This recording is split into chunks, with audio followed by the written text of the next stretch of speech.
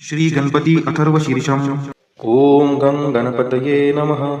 ॐ भद्रं कर्णेभिः शृणुयाम देवाः, भद्रं पश्येमाक्षभिर्यजत्राः, स्थिरैरङ्गैस्तुष्टुवांसस्तनूभिः व्यशेम देवहितं यदायुः।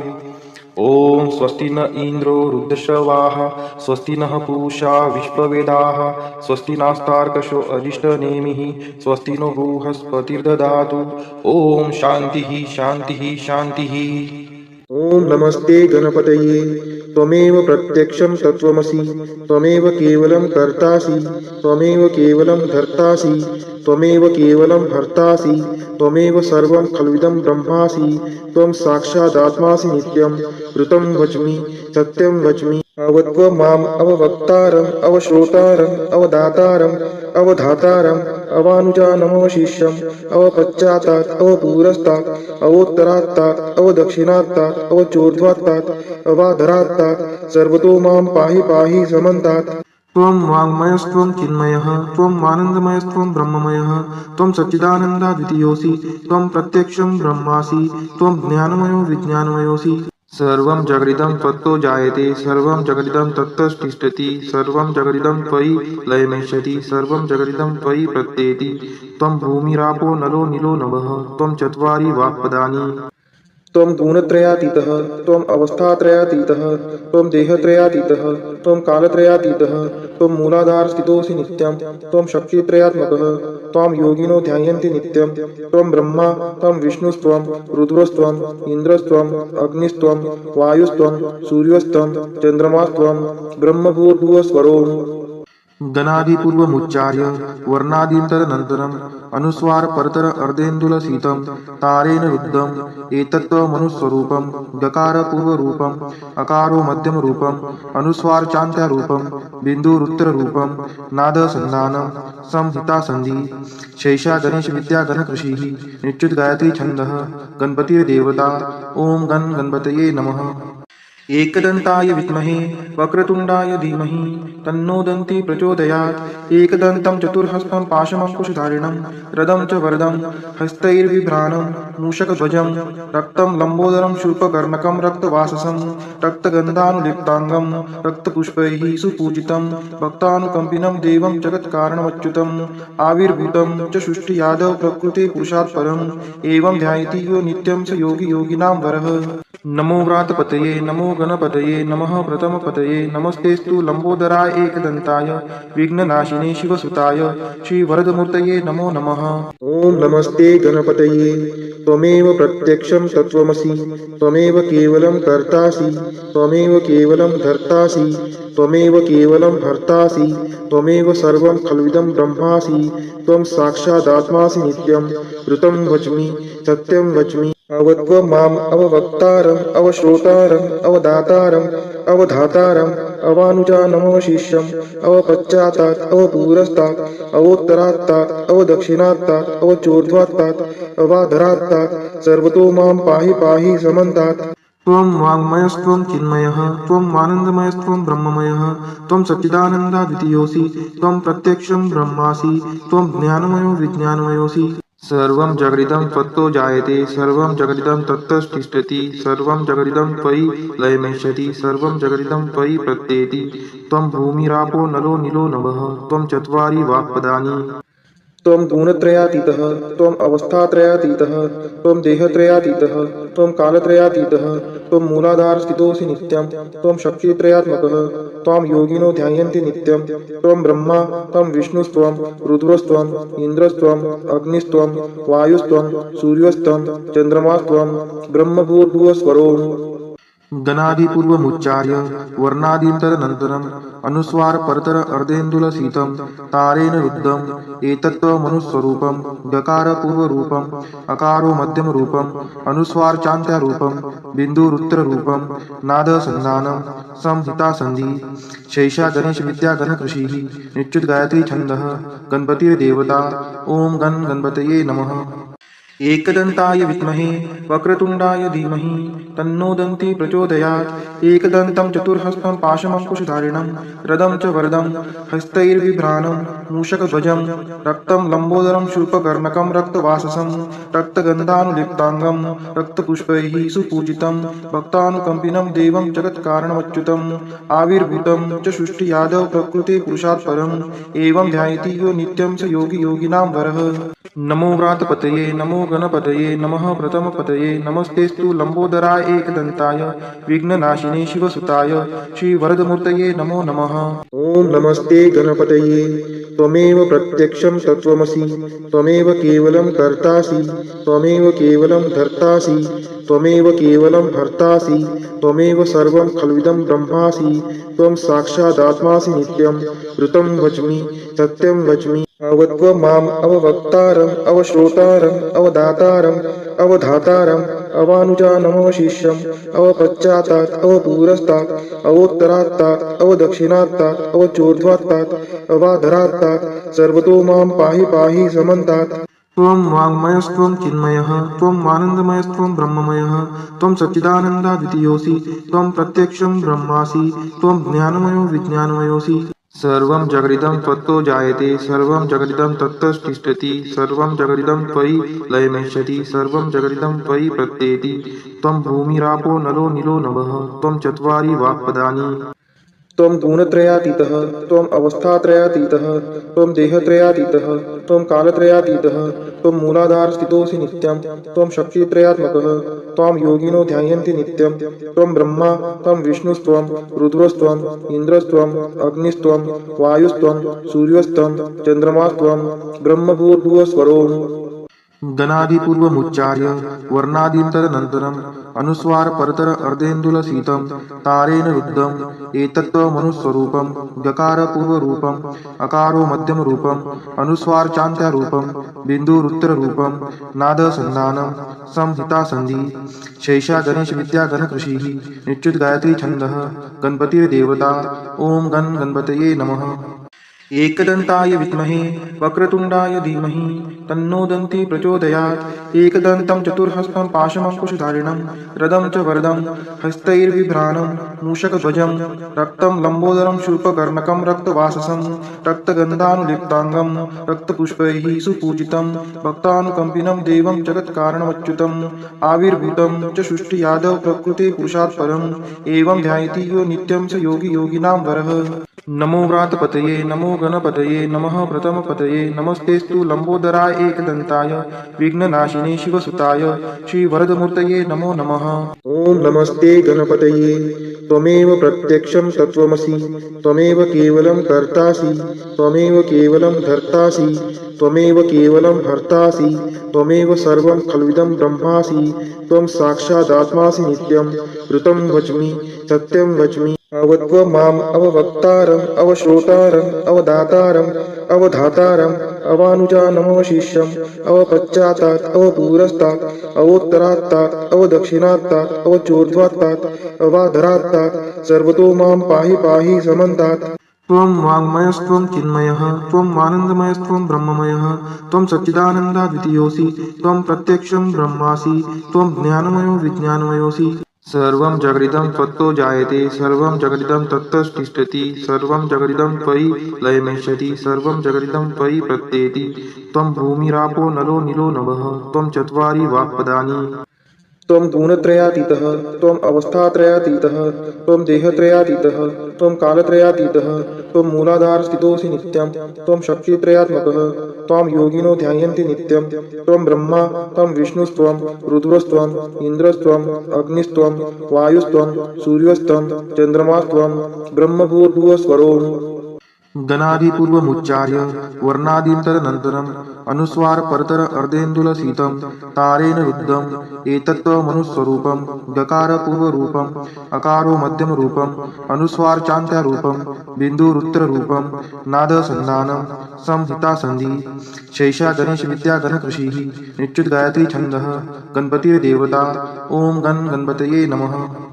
एकदन्ताय विद्महे वक्रतुण्डाय धीमहि तन्नो दन्ती प्रचोदयात् एकदन्तं चतुर्हस्तं पाशमङ्कुशधारिणं रदं च वरदं हस्तैर्बिभ्राणं मूषकध्वजं रक्तं लम्बोदरं शूर्पकर्णकं रक्तवाससं रक्तगन्धानुलिप्ताङ्गं रक्तपुष्पैः सुपूजितं भक्तानुकम्पिनं देवं जगत्कारणमच्युतम् आविर्भूतं च सृष्टियादौ प्रकृते पुरुषात् परम् एवं ध्यायति यो नित्यं स योगी योगिनां वरः।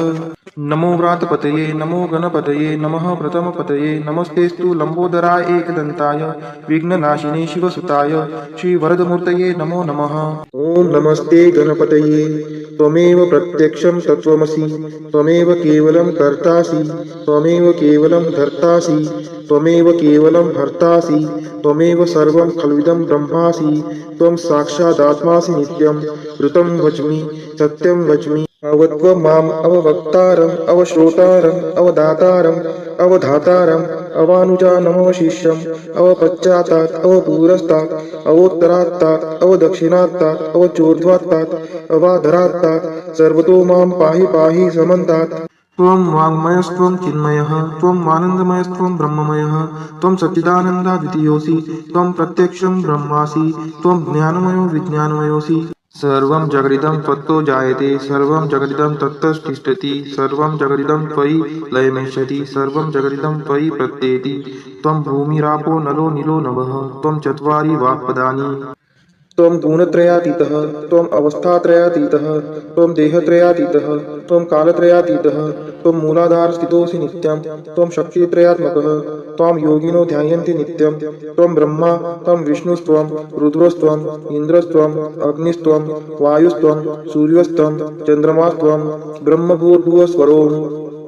गणादिपूर्वमुच्चार्य वर्णादीन्तरनन्तरम् अनुस्वार परतर अर्धेन्दुलसीतं तारेण रुद्धम् एतत्त्वमनुस्वरूपं डकारपूर्वरूपम् अकारो मध्यमरूपम् अनुस्वारचान्त्यारूपं बिन्दुरुत्तररूपं नादसन्धानं संहितासन्धि शैषा गणेशविद्या गणकृषिः निश्चित गायत्री छन्दः गणपतिर्देवता। ॐ गणपतये नमः। एकदन्ताय विद्महे वक्रतुण्डाय धीमहि तन्नो दन्ती प्रचोदयात् एकदन्तं चतुर्हस्तं पाशमङ्कुशधारिणं रदं च वरदं हस्तैर्बिभ्राणं मूषकध्वजं रक्तं लम्बोदरं शूर्पकर्णकं रक्तवाससं रक्तगन्धानुलिप्ताङ्गं रक्तपुष्पैः सुपूजितं भक्तानुकम्पिनं देवं जगत्कारणमच्युतम् आविर्भूतं च सृष्टियादौ प्रकृते पुरुषात् परम् एवं ध्यायति यो नित्यं स योगी योगिनां वरः।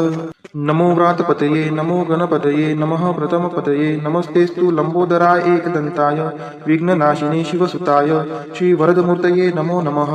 ॐ नमस्ते गणपतये त्वमेव प्रत्यक्षं तत्त्वमसि त्वमेव केवलं कर्तासि त्वमेव केवलं धर्तासि त्वमेव केवलं हर्तासि त्वमेव सर्वं खल्विदं ब्रह्मासि त्वं साक्षादात्मासि नित्यं ऋतं वच्मि सत्यं वच्मि अवत्व माम् अववक्तारम् अवश्रोतारम् अवदातारम् अवधातारम् अवानुजानमवशिष्यम् अवपश्चातात् अवपुरस्तात् अवोत्तरात्तात् अवदक्षिणात्तात् अवचोर्ध्वात्तात् अवाधरात्तात् सर्वतो मां पाहि पाहि समन्तात्।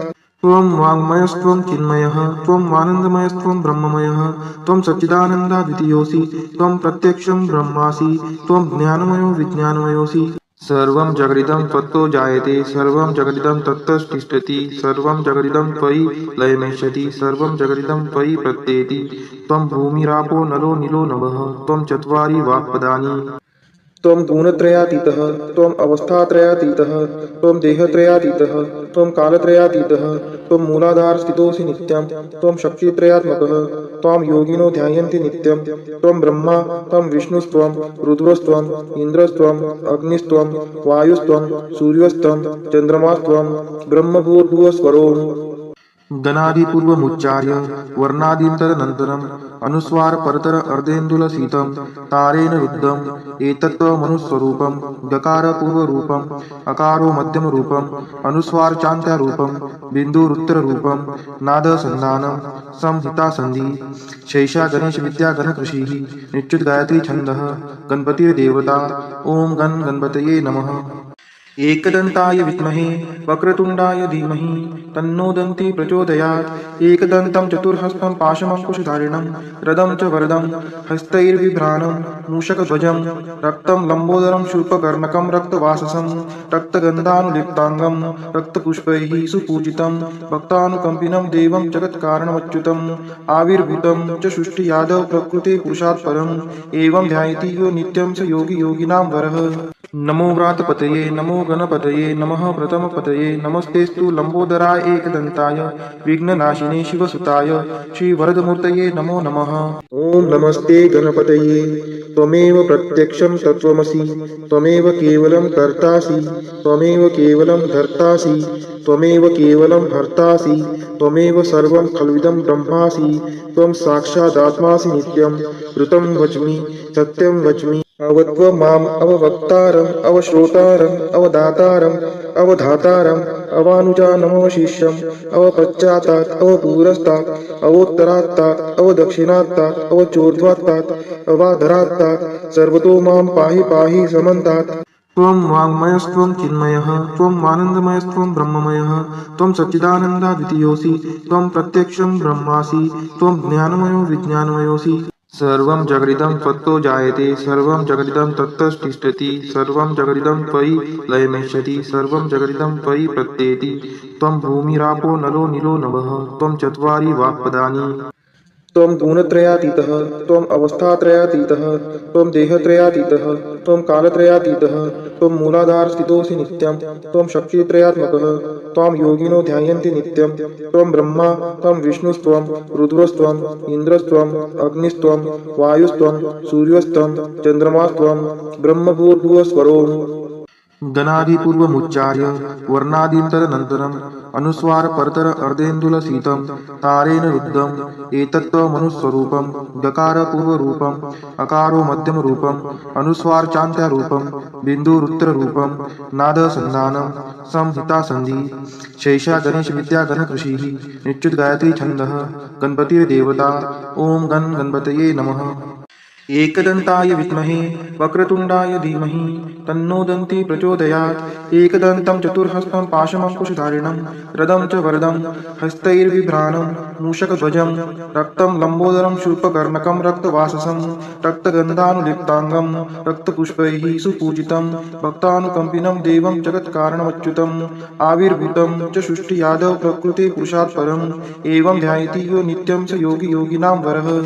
नमो व्रातपतये नमो गणपतये नमः प्रथमपतये नमस्तेस्तु लंबोदराय एकदन्ताय विघ्ननाशिने शिवसुताय श्रीवरदमूर्तये नमो नमः।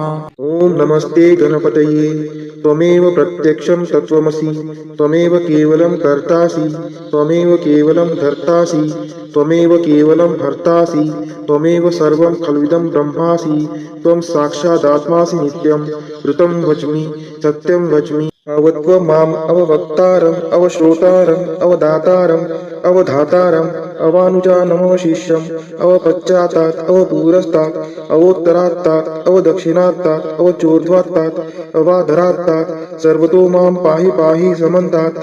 त्वं वाङ्मयस्त्वं चिन्मयः त्वं आनन्दमयस्त्वं ब्रह्ममयः त्वं सच्चिदानन्दाद्वितीयोऽसि त्वं प्रत्यक्षं ब्रह्मासि त्वं ज्ञानमयो विज्ञानमयोऽसि। सर्वं जगदिदं त्वत्तो जायते सर्वं जगदिदं तत्तस्तिष्ठति सर्वं जगदिदं त्वयि लयमेष्यति सर्वं जगदिदं त्वयि प्रत्येति त्वं भूमिरापो नलो नीलो नभः त्वं चत्वारि वाक्पदानि। त्वं गुणत्रयातीतः त्वम् अवस्थात्रयातीतः त्वं देहत्रयातीतः त्वं कालत्रयातीतः त्वं मूलाधारस्थितोऽसि नित्यं त्वं शक्तित्रयात्मकः त्वां योगिनो ध्यायन्ति नित्यं त्वं ब्रह्मा त्वं विष्णुस्त्वं रुद्रस्त्वम् इन्द्रस्त्वम् अग्निस्त्वं वायुस्त्वं सूर्यस्त्वं चन्द्रमास्त्वं ब्रह्मभूर्भुवस्वरो। गणादिपूर्वमुच्चार्य वर्णादीन्तरनन्तरम् अनुस्वार परतर अर्धेन्दुलसीतं तारेण रुद्धम् एतत्त्वमनुस्वरूपं गकार पूर्वरूपम् अकारो मध्यमरूपम् अनुस्वारचान्त्यारूपं बिन्दुरुत्तररूपं नादसन्धानं संहितासन्धि शैषा गणेशविद्या गणकृषिः निच्युत गायत्री छन्दः गणपतिर्देवता। ॐ गणपतये नमः। एकदन्ताय विद्महे वक्रतुण्डाय धीमहि तन्नो दन्ती प्रचोदयात् एकदन्तं चतुर्हस्तं पाशमङ्कुशधारिणं रदं च वरदं हस्तैर्बिभ्राणं मूषकध्वजं रक्तं लम्बोदरं शूर्पकर्णकं रक्तवाससं रक्तगन्धानुलिप्ताङ्गं रक्तपुष्पैः सुपूजितं भक्तानुकम्पिनं देवं जगत्कारणमच्युतम् आविर्भूतं च सृष्टियादौ प्रकृते पुरुषात् परम् एवं ध्यायति यो नित्यं स योगी योगिनां वरः। नमो व्रातपतये नमो गणपतये नमः प्रथमपतये नमस्तेस्तु लंबोदराय एकदन्ताय विघ्ननाशिने शिवसुताय श्रीवरदमूर्तये नमो नमः। ॐ नमस्ते गणपतये त्वमेव प्रत्यक्षं तत्त्वमसि त्वमेव केवलं कर्तासि त्वमेव केवलं धर्तासि त्वमेव केवलं हर्तासि त्वमेव सर्वं खल्विदं ब्रह्मासि त्वं साक्षादात्मासि नित्यं ऋतं वच्मि सत्यं वच्मि अवत्व माम् अववक्तारम् अवश्रोतारम् अवदातारम् अवधातारम् अवानुजानमवशिष्यम् अवपश्चातात् अवपुरस्तात् अवोत्तरात्तात् अवदक्षिणात्तात् अवचोर्ध्वात्तात् अवाधरात्तात् सर्वतो मां पाहि पाहि समन्तात्। त्वं वाङ्मयस्त्वं चिन्मयः त्वम् आनन्दमयस्त्वं ब्रह्ममयः त्वं सच्चिदानन्दाद्वितीयोऽसि त्वं प्रत्यक्षं ब्रह्मासि त्वं ज्ञानमयो विज्ञानमयोऽसि।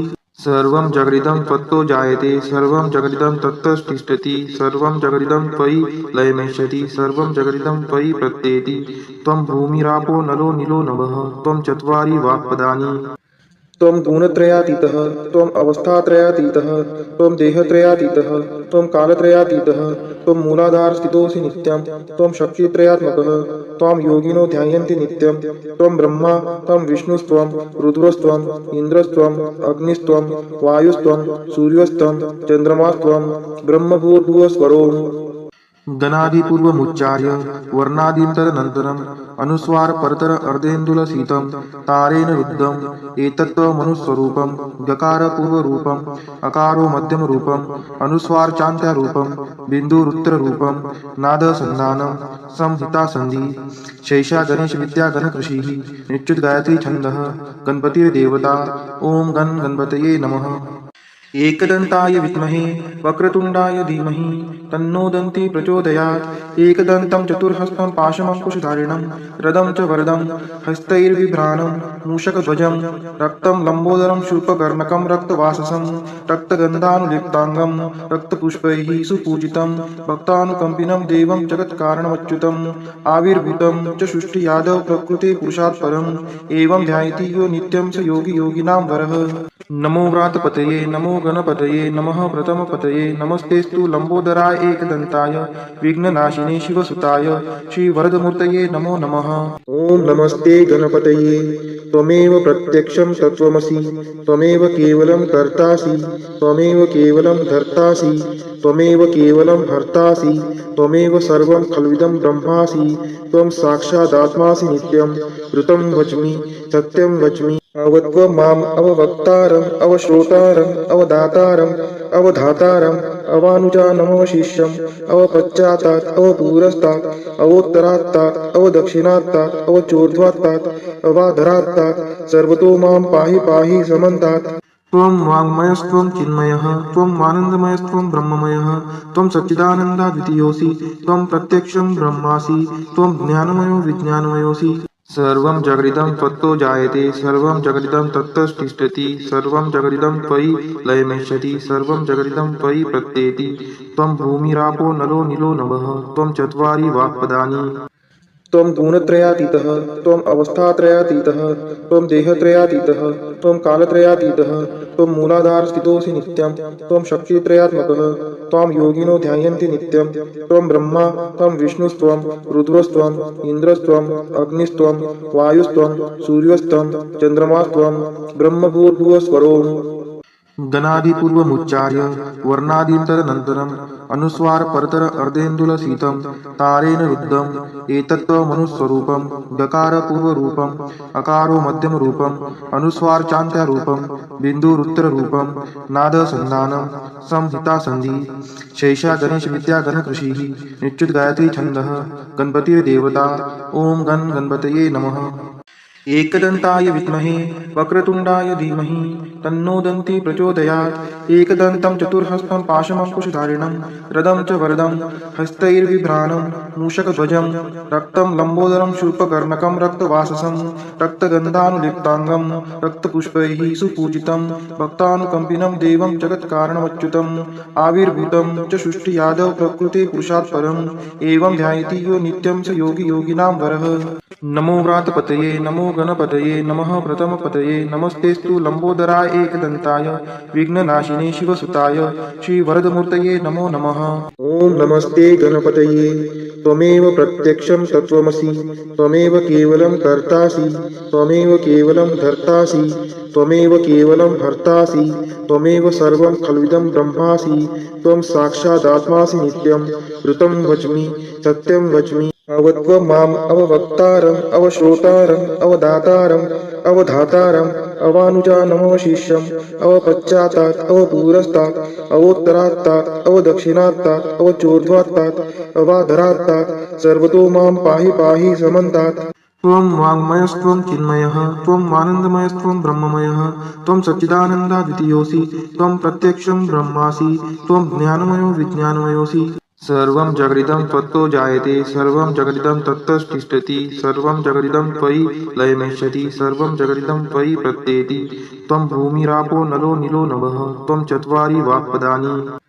त्वं गुणत्रयातीतः त्वम् अवस्थात्रयातीतः त्वं देहत्रयातीतः त्वं कालत्रयातीतः त्वं मूलाधारस्थितोऽसि नित्यं त्वं शक्तित्रयात्मकः त्वां योगिनो ध्यायन्ति नित्यं त्वं ब्रह्मा त्वं विष्णुस्त्वं रुद्रस्त्वं इन्द्रस्त्वं अग्निस्त्वं वायुस्त्वं सूर्यस्त्वं चन्द्रमास्त्वं ब्रह्मभूर्भुवस्वरोम्।